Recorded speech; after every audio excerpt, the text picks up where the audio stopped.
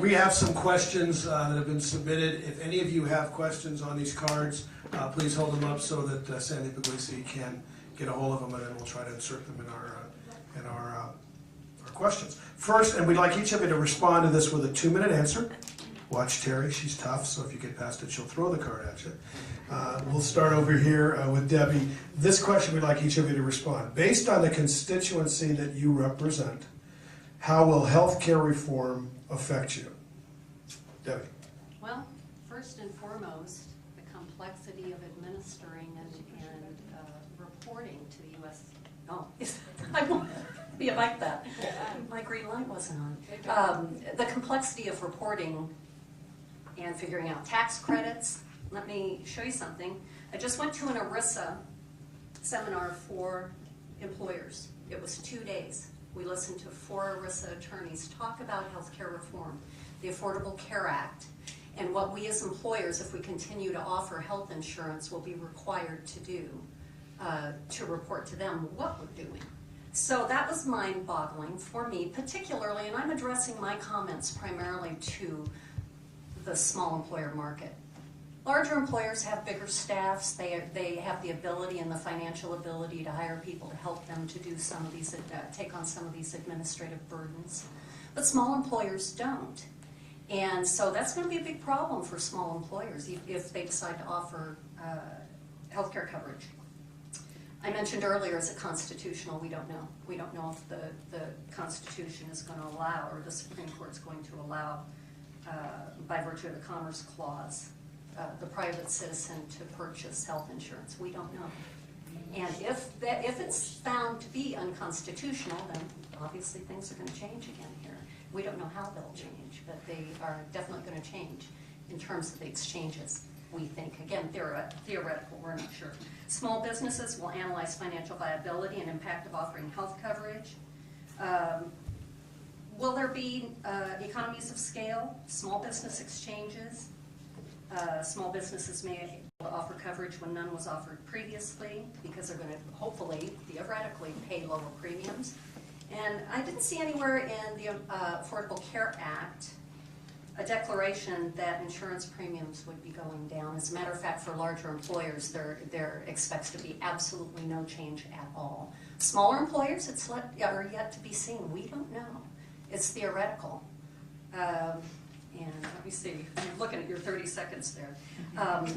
Tax breaks are available right now for small employers, and I want to draw your attention to one of the handouts. I want you to be sure and take a look at that when you go back to your offices to see if you indeed are eligible for tax credits right now on the people that you cover, if you cover anybody, and there are some links there too. Thank you, Debbie. Again, 2 minutes response here, and Renee, if you could respond based on the constituency that you represent, which I think is roughly everybody here in the county, how will healthcare reform affect you? Yes, and you know, as stated, it is very complex, and there's uncertainty about its implementations, particularly within the individual mandate. I think it's as responsible for both the 3 million as well as the most vulnerable. Certainly some individuals and families stand to benefit. When you're looking at potentially 150,000 to up to almost 400,000 legal San Diego residents being now potentially eligible for insurance coverage that will improve their access. The evidence is very strong. If you have insurance, it does improve access, and you eventually improve your health as a result of it. So we know that individuals, particularly the most vulnerable, will benefit as a result of this. We also understand the national health reform doesn't deal necessarily with cost. There's a lot of inflationary effects to that, and that's yet to be determined in terms of the impact, in terms of not only insurance companies, the availability of that, but viability in terms of the participation of employers in that particular piece. There's another piece. Now, 90% of the almost $1 trillion cost associated with health reform goes for expansion of coverage. So that is the full cost, but there is a portion of it there as well related to prevention and wellness. And I think that's very important because we know that there's no way we can keep up with the costs, with the issues, unless we address from the prevention aspects, the things that are driving these costs, which is, as I mentioned, the chronic diseases, the rising number of people that are sick and vulnerable. But certainly we see some benefits to individuals because the current sustainable, where you have, almost like 50% of the personal bankruptcies related to medical care costs, is having a tremendous impact on some very specific individuals. Thank you very much. Bill Hammett, your response to the same thing. Your constituency, ratepayers, those Yeah, buying actually, insurance, how does it affect your constituents? Like all of us, our constituents are all of us. We are all consumers of healthcare. Debbie and I share largely the same core constituency, which is business owners. That's mainly who I work with. Business owners are feeling the squeeze because a lot of the mandates come down on them. They look at this and they see paperwork. They see increased W-2 regulations. They see increased taxes. A lot of business owners land in those income levels that they're going to pay more for. And they look at this and they see some of their employees, some of their lower paid employees, they're the ones that will benefit from subsidies. Folks that make up to 4% of poverty, which is roughly $88,000 for a family of four. Those are the people that are going to benefit, and as many of them should. I'd love to see a major focus on preventative, as it does change the cost of healthcare. But really, what we're looking at here is I see it as a balloon. The Affordable Care Act squeezes certain parts of the healthcare population, but as if you squeeze a balloon, it's going to pop out in other areas. So there's going to be effects that are negative in other areas. If you tell an insurance company they just have to pay additional penalties or they have to pay additional taxes, they're just going to pass it on to all of us in the form of higher rates. So the way it affects my core constituency, I know business owners in general are not very happy with being tasked with making a lot of this happen, but they're also anxious to solve the problem. As we talked about before, there's nobody that doesn't agree that healthcare reform needs to happen. Now, how we go about doing it is up for debate, and that's what these kind of meetings are all about. Thanks very much, Bill. Dr. Gross, your response. Well, thank you. My first thought is that unquestionably we're on the precipice of great change. When we think about healthcare over the past 75 years, we can have hallmarks of great change in terms of the introduction of commercial insurance or employer-sponsored insurance with the introduction in the 30s of Blue Shield and Blue Cross. We can talk about the Hill-Burton Act and the 40s that basically allowed us to create the infrastructure and build our hospitals and health systems. We can talk about the 70s that Debbie mentioned in terms of the Health Maintenance Organization. We can talk about the introduction in 65 of Medicare. Just to paint a context, I think we're there again with the current Healthcare Reform Act. It's great change, and for our industry and the delivery systems, we are going to see a great change in how we deliver care, and we're going to see great change in terms of the financing mechanisms and the economics and how we perform in terms of meeting our customer and our patients' needs.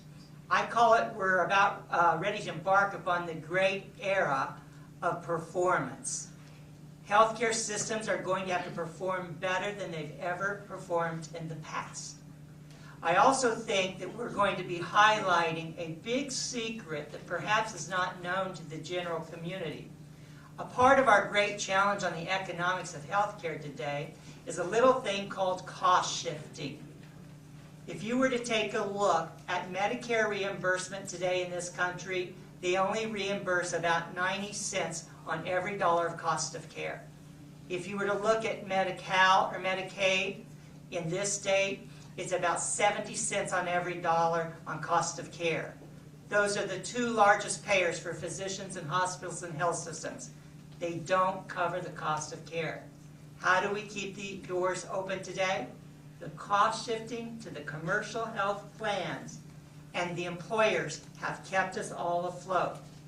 In the Healthcare Reform Act, cost shifting is most likely going to be reduced, minimized, or taken away with something called health insurance exchanges. Secondly, just paint a quick picture, and I think my stop sign's coming up. Take a look at the amount of reductions that are coming in Medicare and Medicaid to our industry, and I've already told you it doesn't cover the cost of care.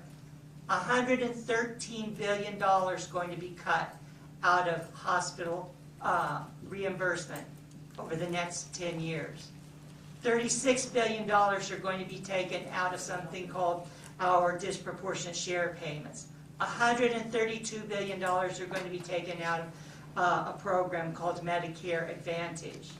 If the big super committee doesn't reach some agreements around bringing down the debt ceiling that's before them, an additional $43 billion is going to come out of hospitals. Add up all of those billions of dollars that I just mentioned to a reimburser that already doesn't cover the cost of care. Cost shifting for commercial insurance has to stop, and we are going to be confronted with great change in how we provide care within this country. Thank you, Dr. Gross. And finally on this question, 2-minute answer please from Dr. Sinha. Thank you for these wonderful answers. I think you're hitting all the nails right on the head. So I'm going to restate the question based on the constituency that I represent. How will healthcare reform affect me? And I think there's really two ways to look at it. In one way, it really won't affect me that much because I'm going to continue to do what I do every day, and whatever the outcome is the outcome. But I think the real answer is that we clearly, at this point, have a large sector of our population that is showing up in our emergency rooms that are not insured, and the cost is being shifted and being absorbed by the institutions, the hospitals. Sometimes these people can retroactively get public funding, but at this point, that's not always a guarantee, and the rate at which the hospitals are reimbursed is clearly inadequate. I've been warned by the San Diego Medical Society leadership, that we're not supposed to, as physicians, talk too much about the difficulties that we're facing because nobody really wants to hear it. We all drive reasonable, nice cars, and all of our kids go to private schools apparently, and so we're not supposed to talk about what kind of effect it's having on all of us. But in fact, we've really only been able to make up the difference by doing volume-based business. In other words, most of us now have to work every other weekend, which I've done for 13 years straight, and a lot of times late at night, all night long, in order to make a difference for what we're facing in terms of reimbursement. This is probably true for most of my colleagues as well, and again, that's all I'm going to say in terms of the complaining. I am a firm believer that we really should be providing universal coverage, and I think that the effect that it's going to have on the constituency is that the lines will essentially become longer. The infrastructure of healthcare will not have changed significantly as we add close to 50 million people in the United States into the healthcare system. There aren't enough doctors and there aren't enough offices and nurse practitioners to really deal with the added volume. And so the lines will certainly get longer, and we'll just do what we can, I suppose. Thank you. Now I'm going to ask you to give a 1-minute response. We're going to go in the reverse here. Debbie brought up a point about the constitutionality question, and the Supreme Court, for those of you that don't know, the Supreme Court is adjudicating the constitutionality of one of the elements of the Affordable Care Act. It's not the entire act, but it happens to be the mandatory participation section of that, and it's being adjudicated by the Supreme Court, and all the prognosticators, and Dan probably is the best expert here on where that is, say that it's a swing vote kind of deal. So if you could just give us a 1-minute take, just to illuminate what Debbie was saying, what's the potential of this either supporting or killing healthcare reform as we know it at the federal level? Okay, thank you. I'll do the best I can. Remember, these are 1-minute answers. All right, I'm going to keep it short. I saw the last week's LA Times article on this issue, and essentially my understanding of it is that the individual mandate has been challenged in several states. I think up to 30 states have now challenged it. Is it 27? Among those states are Florida and in Georgia. And I think it's the Georgia situation that is the one that's actually going to the Supreme Court. As the individual mandate is challenged as to its constitutionality, that's going to be the ultimate question. Is that where in our Constitution does it say it's a right for an American to have health care coverage? Even though the other 9 or 10 industrialized countries in the world that we're compared against do have a comprehensive coverage, we know in our Constitution say that that is something that we must have, and so the law will be challenged. Thank you. Dan? 27 attorney generals throughout the country have challenged the individual mandate. The individual mandate is all about basically saying that everyone has to carry insurance, and if they don't, there's a penalty. 4 Circuit Court of Appeals have been hearing this argument on constitutionality. 1 ruling has come in saying it's constitutional. 1 has come in saying it's unconstitutional. Another one said we don't have a right to rule on this issue. And the 4th one coming out of DC we should hear within the next 30 days. Unquestionably, it's going to the Supreme Court. It'll probably, interestingly, appear to be partisan in terms of outcome. My prediction is the individual mandate will be upheld. And so it will be found to be constitutional. I would also say, if that is not the correct prediction, if the individual mandate is found to be unconstitutional and is repealed, it's a house of cards as it relates to the Reform Act, and we will be in deep trouble. Like we're not already, right?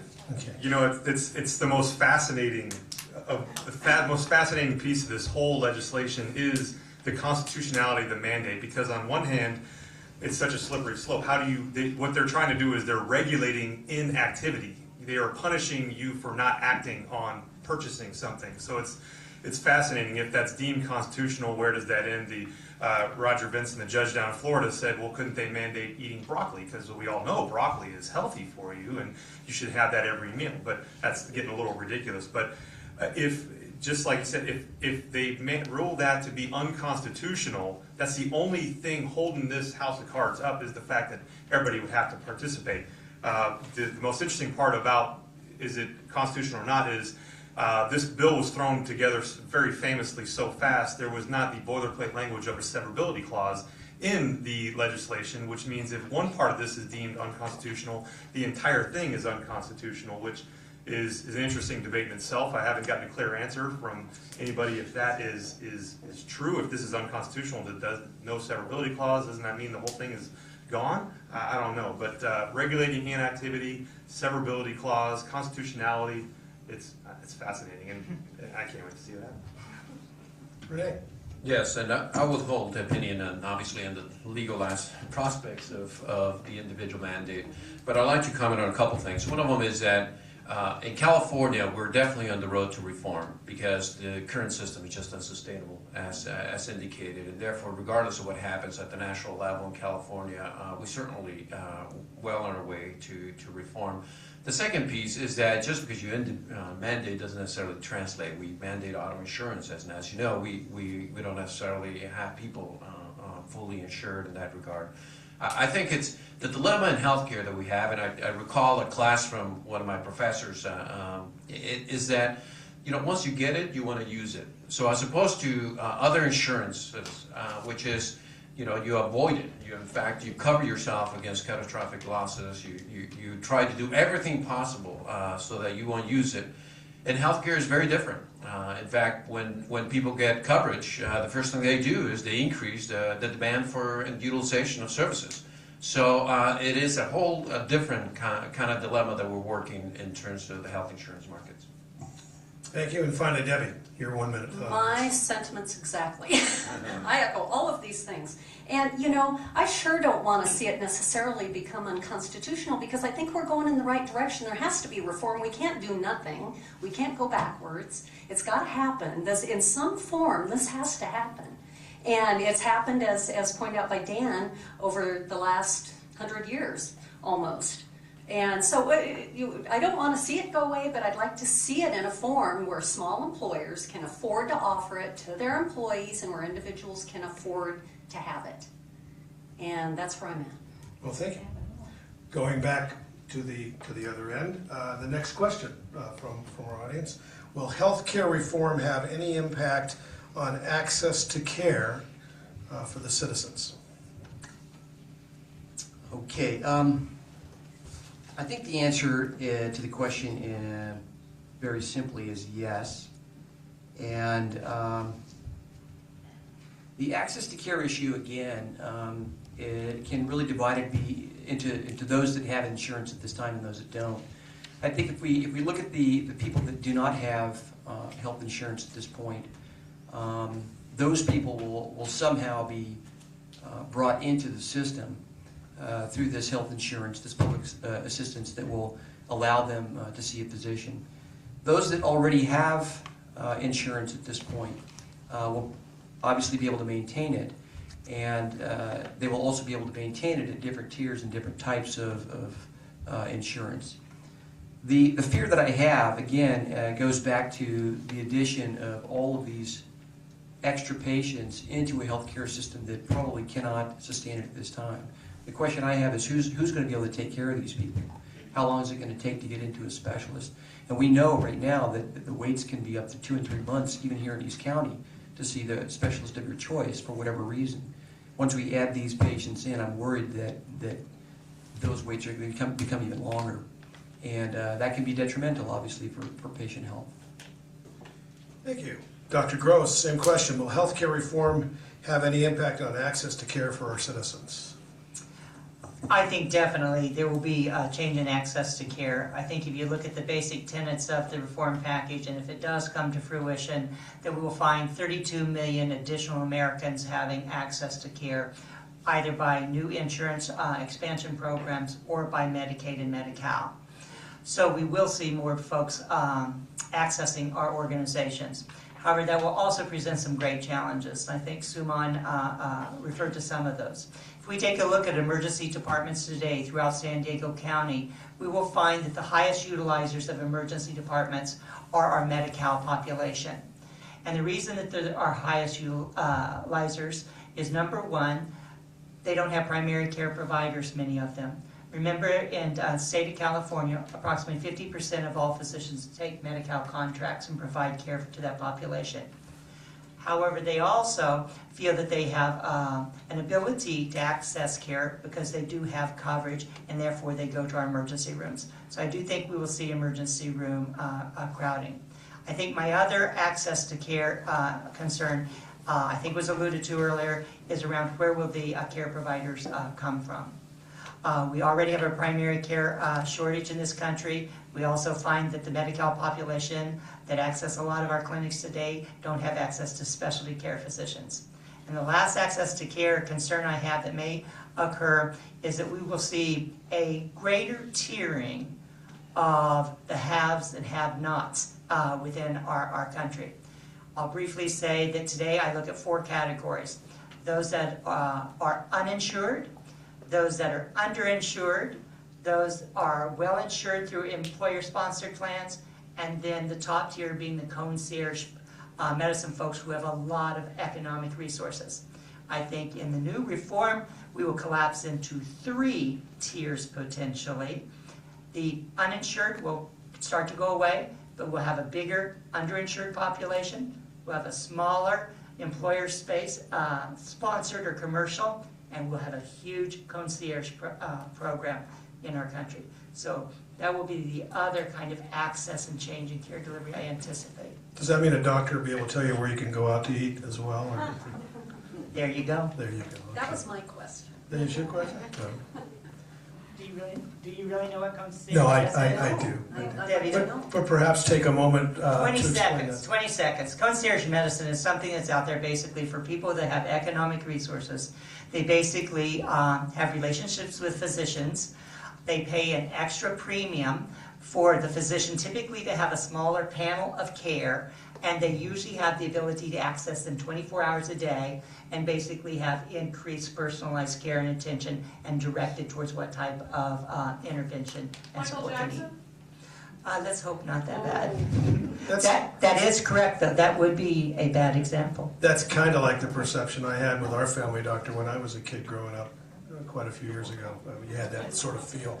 Bill, next, will healthcare reform have any impact on access to care for our citizens? Absolutely, absolutely. You know, the last 20 years, the biggest problem, if summed up in one word, is cost. 2014 and beyond, the biggest problem in one word is going to be access. You're going to have 32 million new people entering the system, many or most of which will be entering into the Medicaid system. We just heard that our providers are losing 30 cents on every dollar treating these people. This is going to lead to reduced supply of providers for a population that simultaneously has an increase in demand. So the supply will be reduced, the demand will be increased at the same exact time. It's going to be a huge problem. I'm glad you mentioned the concierge. This is something I think is going to be huge, something that I've paid a lot of attention to. I think nurse practitioners will have an increased role in primary care, and I think that you know, something that was said earlier, having insurance leads to increased access to care, and I have to disagree with that in a post-reform world. Having an insurance card does not necessarily mean you have increased access to care. Ask our folks north of the border, all of which have care, and most of the statistics coming out of those from those people are they're having a lot harder time accessing care for chronic illnesses, for regular doctor visits. So absolutely, I think that access to care is going to be a huge thing, and it will be interesting to see the new iterations of healthcare and how they answer those problems. And for those that have the answer, it'll be great. Thanks, Bill. Mr. Santiago. Yes, I think there will definitely be a surge in demand and utilization for care and services. I think here in San Diego is going to be a particular challenge in terms of the capacity of our existing healthcare network, because as you see in Grossmont, Sharp here in East County, it is the hospital for everyone on this part of town all the way to Imperial Valley. So I think it's going to be one of those things that will create tremendous demands and pressure. I wouldn't discount, however, American ingenuity in terms of innovation and technology. We're seeing these hospitals and physicians and others rapidly adopting technology in terms of electronic medical records. We have pretty advanced systems here in San Diego. They're actually using a lot of mobile technology to be able to communicate with patients. There will be a rapid diffusion of that in terms of that part of the technological world. We are a biotech center here in San Diego. We are, in fact, promoting our county as an innovation zone for the federal government. So we see a lot of opportunities and potential upside in terms of these pressures. Thank you. And finally, responding to that, Debbie Reinhardt. Yes, I think it will depend, as mentioned by a couple other panelists, on the individual's coverage, whether they have employer-sponsored coverage, and there's an expectation from what I understand that employer-sponsored coverage, particularly larger employers, plan coverage and design isn't going to change that much. So I'm assuming that access won't change that much. I don't know if people here agree with that. We don't know what the exchanges are going to look like, so it sounds like that's going to be the lower tier. The exchanges will be the lower tier, so access will be more difficult for those employees that are forced into exchanges by their employers because they don't want to offer health care coverage. And let me ask a question here. Am I right in my research? Is there going to be a small employer exchange also offered in California? Is your understanding here that we are? The individual and small business to 100 employees will be all in the shop exchange. Okay, fair enough. So I think it's going to depend on the coverage that any individual has. I have a question though. What will the level of reimbursement be to providers who join the exchanges? I think that's going to make a huge difference in access. What's the level of reimbursement going to be? And I think quality of care and access will be determined based on the quality of exchange providers, their financial incentives, and their sheer numbers.